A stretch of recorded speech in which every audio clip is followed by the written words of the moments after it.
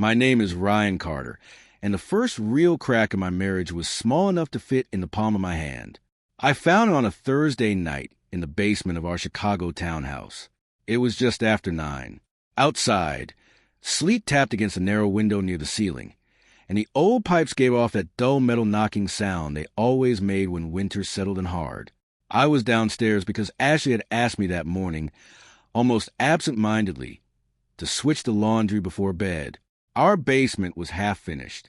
Concrete floor, exposed beams, one old beige lamp over the folding table, and a plastic laundry bin tucked beside the dryer for lint, dryer sheets, loose socks, and whatever else got dropped and forgotten. I remember the smell down there, too. Detergent, dust, and that faint dampness old city homes never really lose. I had just pulled the last of the towels from the dryer when I noticed the edge of something white sticking out from under a balled-up gray T-shirt in the bin. At first, I thought it was a receipt.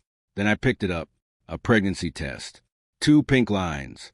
I stood there with the hum of the dryer still running behind me, staring at it like it might change if I looked long enough.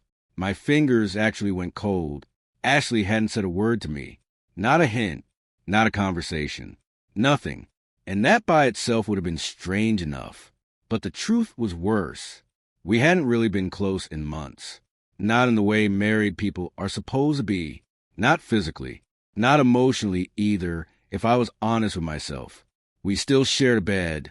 Still split bills. Still talk about groceries and the leak in the upstairs bathroom and whether her mother was coming for Easter. But everything real had gone thin. Ashley had become careful with me. Polite. Distant. Like I was a co-worker she needed to stay on good terms with, not the man she had promised her life to. I turned the test over my hand. Checked it twice, like there was some version of reality where I was reading it wrong. Positive. The basement suddenly felt smaller. Too warm. Too quiet. I looked up toward the ceiling, toward the muffled sound of footsteps overhead. Ashley was home. Probably in the living room, wrapped in that oversized cream sweater she wore when she wanted to look relaxed. Phone in hand. Glass of wine on the coffee table. Acting like any other Thursday was unfolding upstairs. I should have gone to her right then. I should have walked up those stairs, held the test out in front of her, and asked the question that was already pounding in my head. But I didn't, because even standing there, with that little piece of plastic cutting into my palm, I knew one thing with absolute certainty. Something was very wrong. I put the test back exactly where I found it. That part mattered more than anything. Ashley noticed details when they served her, and missed nothing when she felt cornered. If she came downstairs later and saw the bin disturbed, if she realized I had touched something she meant to hide, she would adjust. She would erase whatever trail still existed, and she was too sharp for me to get a second chance. So I slid the test beneath the gray T-shirt, left the dryer running a few seconds longer than necessary, and carried the folded towels upstairs like that was all I had gone down for. Ashley was on the couch in the living room with one leg tucked under her, the glow from her phone reflecting in her face. The television was on mute. Some home renovation show. She looked up when I came in and gave me a small smile that never reached her eyes. "You got the laundry?" "Yeah," I said, setting the basket by the stairs. "All done. Thanks." That was it. No tension in her voice. No hesitation. No sign that she was carrying something big enough to destroy our marriage, and still sitting there like she was waiting for a food delivery. I stood in the doorway for a second and watched her thumb move across the screen. Fast. Comfortable. Private. When she noticed me still there, she locked the phone and set it face down on the cushion beside her. "You okay?" she asked. I smiled. Long day. That answer seemed to satisfy her. Or maybe she just wanted it to. I went into the kitchen, poured myself a glass of water, and forced my breathing to slow down. My first instinct was still there, raw and ugly, pushing me toward confrontation. I wanted to hear her explain it. I wanted to watch her face when I said the words out loud. But instinct would have been a mistake. Ashley was good under pressure. Better than me. In 6 years of marriage, I had watched her talk her way through late credit card charges, through forgotten weekends, through stories that shifted just enough to make me question my own memory. Never loudly, never sloppily. She didn't fight like other people. She rewrote the room until her version felt cleaner than the truth. If I went at her with nothing but a pregnancy test and anger, she would twist it into something temporary, explainable, somehow even my fault for invading her privacy. And if there was another man or more than one lie, I'd lose the chance to see it clearly. So I sat down at the kitchen island and acted normal. When she asked what I wanted for dinner the next night, I said, whatever's easy. When she mentioned a client meeting on Friday, I nodded like I believed her. When she came into the bedroom later and changed into one of my old college t-shirts, I kept my voice steady and asked if she wanted the window closed. No, it's fine, she said, climbing into bed. A few minutes later, she rolled onto her side, back facing me, and fell asleep like nothing in this house had changed. I lay awake staring at the dark ceiling, listening to the soft vibration of her phone on the nightstand at 12:14 a.m. I didn't touch it. Not yet, because by then I had already made my decision. I was going to stay quiet, and I was going to watch. Once you decide to watch someone, you start seeing things you should have noticed months ago. It wasn't one big change with Ashley. It was patterns. Small ones at first. Easy to ignore if you weren't looking for them. Impossible to unsee once you were. Her phone became part of her hand. Not just using it more, guarding it. She used to leave it on the kitchen counter while she showered. Now it went with her everywhere. Bathroom, laundry room, even quick trips to the mailbox. Screen always angled away from me. Notifications silenced. At night, it stayed face down. And she started smiling at it. That was new. Not openly. Not like she was trying to show anything. It was subtle. A corner of her mouth lifting when she thought I wasn't paying attention. The kind of smile people don't control because they don't think anyone is watching. But I was. Busy lately? I asked one evening, leaning against the counter while she scrolled. She didn't look up. Just work. What kind of work keeps you smiling like that? That made her pause, just for a second. Then she locked the phone and looked at me, expression already neutral again. You're imagining things. Maybe I was. But then came the gym. Ashley had always worked out, but suddenly it became a schedule. Precise. Untouchable. 3, sometimes 4 nights a week. Always the same time window. Always about 2 hours. Too long for what she used to do. New class. I asked casually one night while she tied her shoes by the door. Yeah, something like that. What kind? She hesitated. Just enough. Circuit training. Since when do you do that? She shrugged, trying something different. Then she left before I could ask anything else. I started paying attention to the details. The clothes. The way she got ready. Light makeup for the gym. Not heavy, but intentional. The perfume she hadn't worn in months, suddenly back in rotation. When she came home, she didn't smell like sweat. She smelled like the same perfume. And then there was a laptop. That one almost made me smile. Ashley had never cared about locking it before. It sat open on the dining table most evenings. Tabs everywhere, emails, documents, random shopping carts she never checked out. It was part of the house, like the coffee maker or the TV remote. Until one night, it wasn't. I noticed it when I tried to check the weather while she was in the shower. The screen lit up and asked for a password. I stared at it for a second. Then I closed it and put it back exactly where it was. Later that night, I asked, "You start locking your laptop now?" She didn't even blink. Work policy changed. Security stuff. What kind of policy? Ryan, she said, a little sharper this time. It's not that serious. I nodded slowly. Yeah, of course. But it was serious. Because every answer came too fast. Too clean, like she had already practiced them. And that was the moment the pieces started fitting together in a way I couldn't ignore anymore. The test in the basement, the phone, the gym, the locked laptop. Individually, they meant nothing. Together, they meant one thing. Ashley wasn't just hiding something. She was managing it. The receipt wasn't something I was supposed to find. It showed up on a Sunday afternoon while I was in the garage, going through old boxes we hadn't touched since we moved into the townhouse. Ashley had mentioned wanting to declutter, and I offered to handle it. She didn't argue. That alone told me She didn't care what I might come across out there. The garage smelled like cardboard and cold air.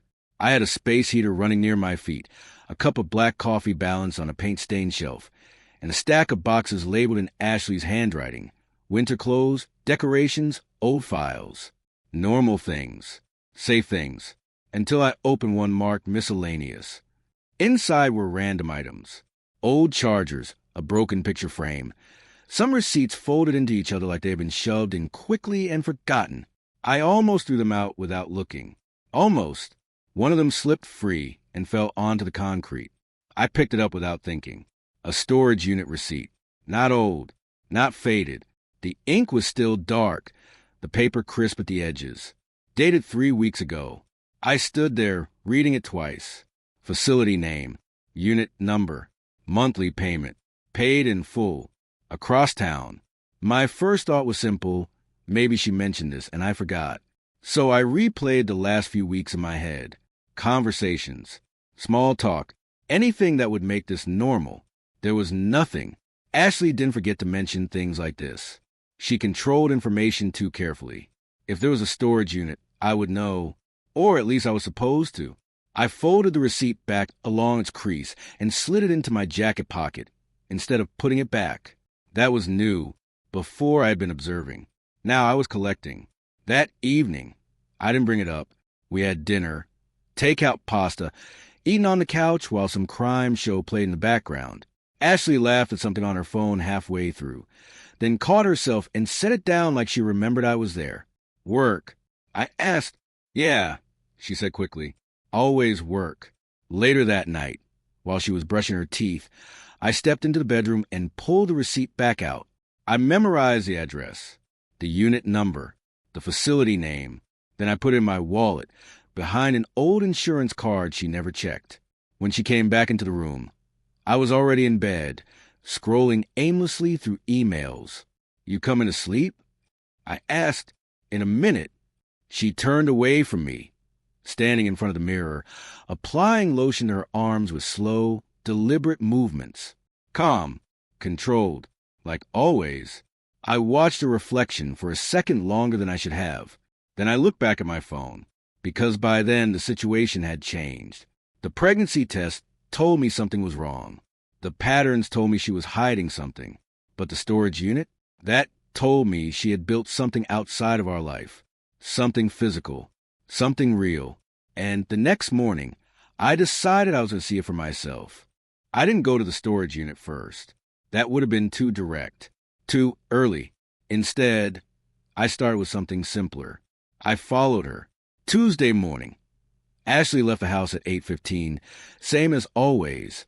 Black coat, hair tied back, leather tote over her shoulder. She kissed the air near my cheek on her way out, already halfway gone before the gesture finished. Busy day, she said. Yeah, I replied. Me too. I waited 5 minutes after the door closed. Then I grabbed my keys. Chicago traffic helped me. It always does. You don't have to rush when everyone's already moving slow. I kept 2 cars between us most of the time, sometimes 3. She didn't check her mirrors much anyway. She trusted her routine. That was her first mistake. She didn't drive toward her office. Not even close. Instead of heading downtown, she took a turn toward the river. West Side. Quieter streets. Less predictable traffic. The kind of area people go when they don't want to be seen by anyone who knows them. I felt it in my chest before I admitted it in my head.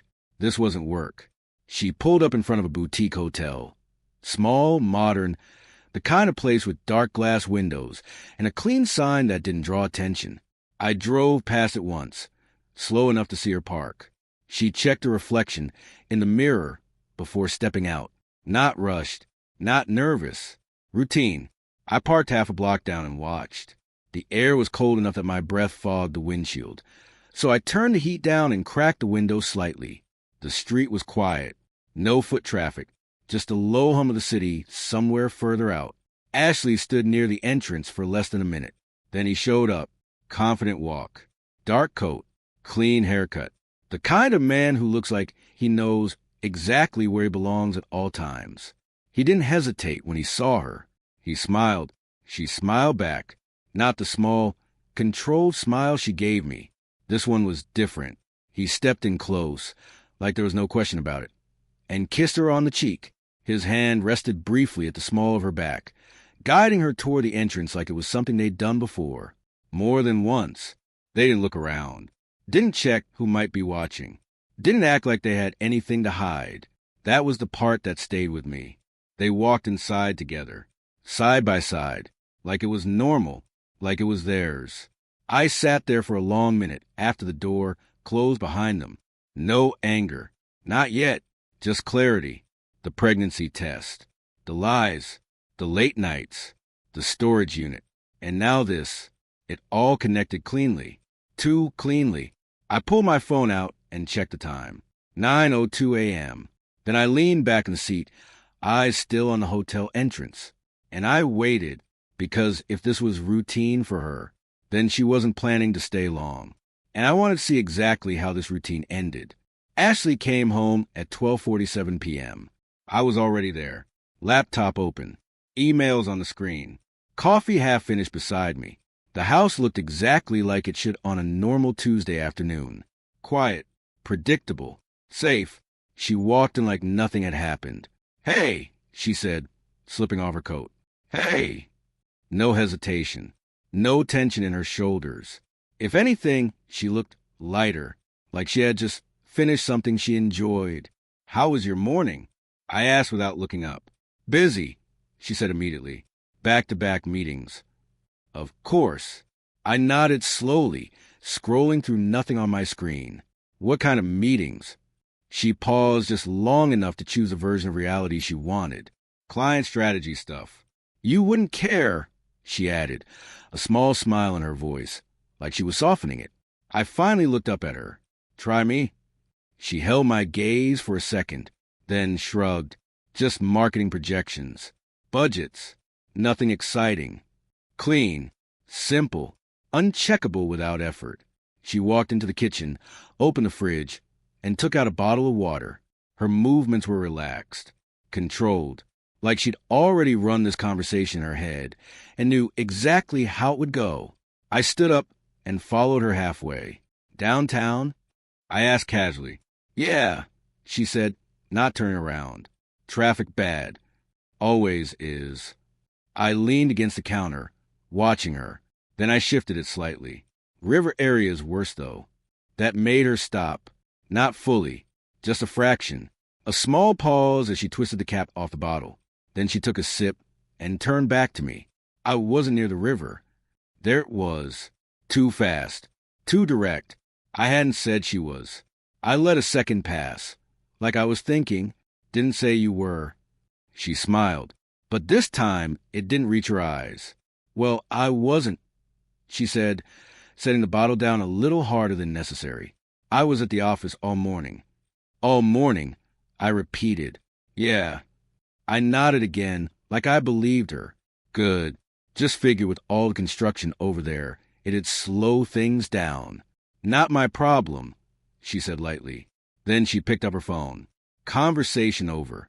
She moved past me, back into the living room, already scrolling again, already gone.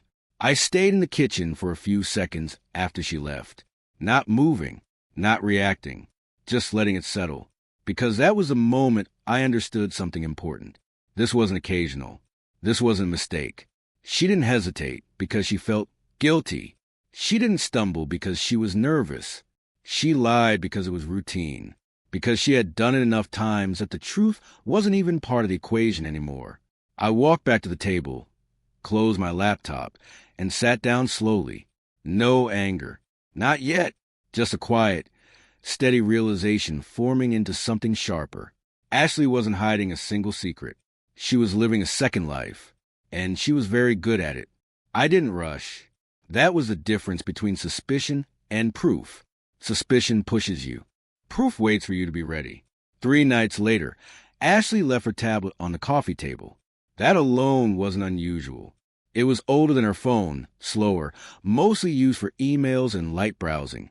She didn't guard it the same way. That was her mistake. She went upstairs around 10:30, said she was tired, kissed the air near my cheek again, and disappeared into the bedroom. I waited. 10 minutes. 15. I listened for movement above me. Closet doors. Bathroom sink. Then silence. I picked up the tablet. The screen lit up without a password. Still trusted. Still open. I sat back on the couch, the glow of the screen cutting through the dim light of the living room, and started slow. No rushing. No random digging.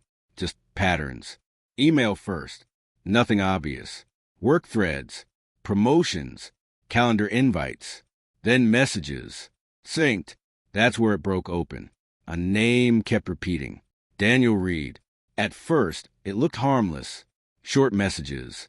Timing logistics. Vague phrases. Same place. Running 10 late. Miss you already? My thumb stopped. I opened the thread. The earlier messages were gone. Deleted. Cleaned. But she hadn't wiped everything. Not here. Not completely. And what was left was enough. Photos weren't saved, but referenced. Jokes that didn't belong to new conversations. A familiarity that only comes from repetition. This wasn't new. This wasn't casual. This was established. I leaned back slightly, letting the information settle instead of reacting to it. Daniel Reed, the man from the hotel. Now, he had a name. That made him real. But then I saw something else. Calendar. I opened it slowly. Most entries were normal. Meetings, calls, vague work labels she used to justify her time. Then one stood out. Private. No details, just a location tag. A clinic. I tapped it. 2 entries. Consultation. Week 10. I stared at the screen for a long time. Week 10. Not a guess. Not uncertainty. That meant she knew. That meant this wasn't recent. That meant she had been living this reality long enough to track it in weeks while sitting across from me at dinner like nothing had changed. I exhaled slowly, placing the tablet down on my knee. The room felt quieter than before. Heavier. Not because I was surprised, but because everything had just locked into place. The test in the basement. The hotel. Daniel Reed. And now the clinic. This wasn't just an affair. This was a timeline. Structured. Maintained. Hidden in layers. I placed the tablet back exactly where I found it. Screen dark, angle unchanged. Then I stood up and walked to the window. Outside, the streetlights reflected off the wet pavement. Long streaks of yellow cutting through the dark. Upstairs, Ashley was sleeping. Or pretending to. Either way, it didn't matter anymore. Because now I had something real. Not suspicion. Not instinct. Evidence. And for the first time since I found that test, I wasn't trying to understand what was happening. I was starting to plan. I expected confirmation. That's all I went there for. Not emotion. Not confrontation. Just one clean, final piece that aligned everything I already knew. The clinic appointment on her calendar gave me the time, the place, the structure. All I had to do was show up and watch. Friday, 2:30 p.m. I parked across the street, engine off, hand still. The building was quiet, private, the kind of place people chose when they didn't want questions. Ashley arrived at 2:57, right on time. She stepped out of the car wearing a long beige coat, hair down this time, softer than usual. Control, but different, like she was playing a slightly different version of herself depending on where she was. Daniel was already there, leaning against the wall near the entrance, scrolling through his phone like this was just another scheduled part of his day. When he saw her, he straightened slightly, slipped the phone into his pocket, and met her halfway. No hesitation. No distance. He kissed her, quick, familiar, and rested his hand on her lower back as they walked inside together. I waited 30 seconds before following. Inside, the clinic was quiet. Soft lighting. Neutral colors. A reception desk with a woman who barely looked up. I kept my head down, moved like I belonged there, and took a seat just far enough away to not be noticed, but close enough to hear. Ashley and Daniel sat side by side. Close. Too close. Their knees touched. His hand rested over hers for a moment, then pulled away when someone walked past. Small adjustments. Practice ones. They weren't nervous. That was the part that mattered. Then a nurse stepped out. Mrs. Carter? Ashley stood. Daniel stood with her. That word hung in the air for a second. Mrs. Carter. My name. Used in a place where I didn't exist. I stayed seated as they followed the nurse down the hallway. I gave it a minute. Then I stood and moved quietly in the same direction, stopping just before the corner where voices carried but visibility didn't. And that's when everything shifted. At first, it was normal. Doctor's voice. Calm. Professional. Based on the timeline. Paper shuffling. A pause. Then Ashley's voice. Lower than usual. Is there any way to be sure? Another pause. Longer this time. Then the doctor again. We can estimate. But given what you told me. Silence. And then, there's a possibility it isn't his. Everything in my chest went still. No movement. No reaction. Just that sentence, repeating once in my head. Not his. Daniel spoke next. Sharp. Controlled, but strained. What does that mean? It means, the doctor said carefully, the dates overlap. Without testing, we can't confirm paternity. Another silence. Different this time. Heavy. Ashley didn't answer immediately. When she did, her voice wasn't confident anymore. There were two situations. Closed together. Two. Not one. Not a mistake. Not Daniel. Plural. I leaned slightly against the wall, eyes fixed on nothing, letting it settle without letting it show, because that was the moment everything changed again. This wasn't a hidden affair. This wasn't even a double life. Ashley wasn't balancing one secret. She had lost track of them, and now, so had the man she thought she was building something with. Inside that room, control slipped. Outside, I stayed perfectly still, because for the first time since it started, the situation wasn't just in my favor. It was collapsing on its own. I didn't confront her that night. I let her come home, let her take off her coat, set her bag down, moved through the house like nothing had shifted under her feet. She even asked what I wanted for dinner, like we were still operating inside something normal. Anything's fine, I said, and I meant it, because by then, I wasn't reacting anymore. I was arranging. 2 days later, I made the reservation. Rooftop restaurant. Downtown. Glass walls, city lights. The kind of place Ashley liked because it made everything feel elevated, controlled. A place where appearances mattered. She was surprised when I told her. Since when you plan things like this? She asked, smiling slightly. Figure we should get out, I said. She studied me for a second, then nodded. Okay. That night, she dressed carefully. Black dress. Heels she hadn't worn in months. Hair done, just enough to look effortless. The version of herself she used when she wanted to be seen a certain way. I watched all of it without saying a word. Dinner started quietly. Wine ordered. Small talk. The skyline stretching behind her through the glass. Reflections cutting across her face in soft lines of light. She looked calm. Too calm. Halfway through the main course, I set my fork down. She noticed. What? She asked. Nothing, I said, just thinking. About? I held her gaze. About how much effort it takes to manage multiple lives. That was the first crack. Small, but real. She blinked once. Slow. I don't know what you mean. Of course she didn't. I reached into my jacket and placed my phone on the table between us. Screen down. I followed you, I said. Silence. I saw the hotel. Her hand tightened slightly around her glass. I saw Daniel. There it was. The shift, not panic. Calculation. You're being paranoid, she said quietly. This isn't. I turned the phone over and tapped the screen. A photo. Her and Daniel outside the hotel. Clear. Undeniable. She stopped talking. For the first time since I'd known her, Ashley didn't have an immediate answer. I let that moment breathe. Then I added more. The messages, I said, the clinic, week 10. Her eyes moved, just slightly, tracking the edges of the situation closing in. Still no explosion. Still controlled. You went through my things, she said finally. Not denial. Deflection. I nodded once. Yeah. A pause. Then she leaned back slightly, exhaling. You don't understand everything, she said. I understand enough. Another tap. Audio this time. Muffled voices. The clinic. There's a possibility it isn't his. Her face changed, not dramatically, but enough. Enough to confirm everything. I leaned forward slightly, voice still calm. There's more, I said. She didn't speak, didn't move, just watched me. I know about the third one. That broke it. Not loudly, not immediately. But I saw it, the loss of control. The thing she had been holding together finally slipping. You don't, she started. I do.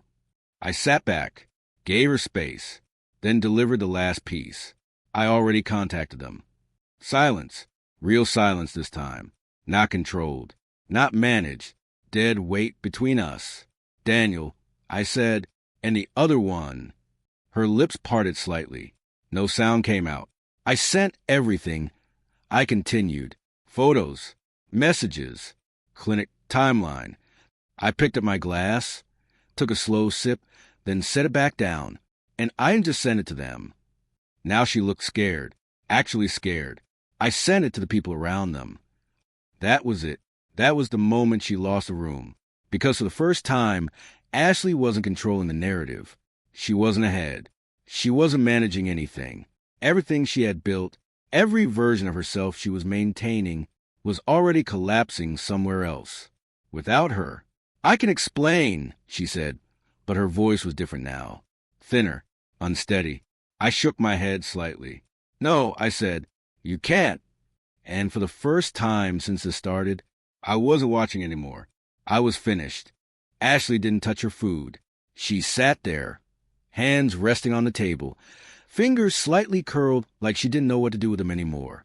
The city lights reflected in the glass behind her, but she wasn't looking at them now.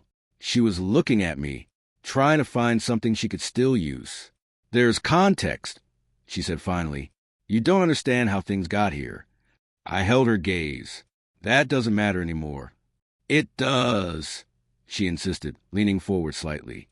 You're blowing this up without. No, I cut in calm. You built this. I'm just not protecting it. That stopped her, because that was always the difference between us. She managed. I ended things. Her phone buzzed. Once, twice, then again. She looked down at it like she already knew what it was. Her screen lit up, and even from across the table, I saw the shift in her eyes. Panic. Real panic. She picked it up. A message. Then another. Her face changed with each one. The control she held so tightly finally slipping through her fingers in real time. Who did you send it to? She asked, voice low. Everyone who matters, I said. That wasn't entirely true. It was just enough. She stood up too quickly, chair scraping against the floor. A few people turned to look. She didn't notice. I need to make a call. I nodded once. Go ahead. She walked away fast, heels sharp against the floor, already dialing before she reached the corner. I didn't follow. I finished my drink, sat there for another 5 minutes, paid the bill, left.